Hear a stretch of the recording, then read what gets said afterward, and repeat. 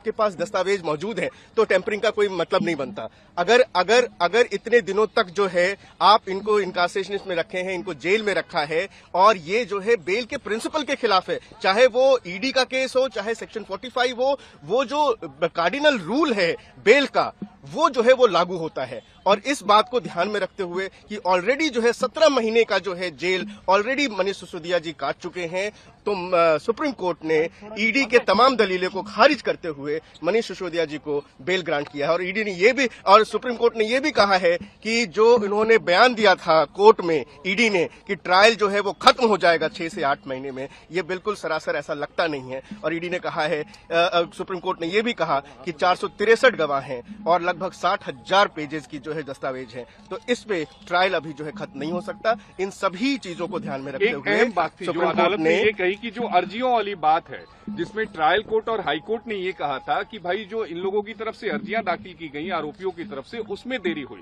लेकिन supreme court ने कहा कि जो मनीष की तरफ से अर्जियां दाखिल की गई हैं 14 ईडी के मामले में, 13 सीबीआई के मामले में, वो पत्नी से मिलने फाइल पर साइन करने वाली है और मनीष की तरफ से कोई देरी नहीं की गई है ट्रायल शुरू करने में। ये ट्रायल कोर्ट के जो आदेश था कि अपीलेंट यानी कि मनीष सिसोदिया जी ने ट्रायल को डिले किया है, उसको खारिज किया सुप्रीम कोर्ट ने। ये कहा कि जो भी जो एप्लीकेशंस लगी हैं वो एप्लीकेशंस पर्टिनेंट थी, वो एप्लीकेशन जरूरी थी और तभी लगाई गई थी, ट्रायल को डिले करने के लिए नहीं लगाई गई थी। और ट्रायल कोर्ट का फाइंडिंग जो है उसको डिस्कार्ड किया है। और ये भी आज सुप्रीम कोर्ट ने एक बहुत अहम बात कही है कि बेल के मामले में ट्रायल कोर्ट को और हाई कोर्ट को थोड़ा सेंसिटिव होना चाहिए ताकि जो है सुप्रीम कोर्ट में इतनी सारी बेल पिटीशंस ना आए। ये भी मनीष सिसोदिया जी के बेल ऑर्डर में सुप्रीम कोर्ट ने ऑब्जर्व एक अहम सवाल ये भी कहा कोर्ट ने कि ट्रायल कोर्ट और निचली अदालत को ये समझना चाहिए कि जो बेल है वो नियम है और जो जेल है वो अपवाद है। इस बात को निचली अदालत और हाई कोर्ट दोनों ने अनदेखा किया। बिल्कुल, उन्होंने कहा है, सुप्रीम कोर्ट ने ये कहा कि जो कार्डिनल प्रिंसिपल ऑफ बेल है वो कहता है कि बेल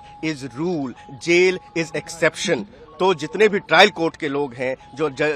जजेस हैं, वो हाई कोर्ट के जजेस हैं, वो इसका ध्यान रखें और बेल जो है वो सुप्रीम कोर्ट तक ट्रैवल ना करे, इस पे भी जो है वो ध्यान रखें। 17.5 महीने बाद मनीष सिसोदिया को सुप्रीम कोर्ट से बेल मिली है। सुप्रीम कोर्ट ने बहुत सारे ऐसे कमेंट किए हैं जिसको देखते हुए लगता है कि दोनों एजेंसियों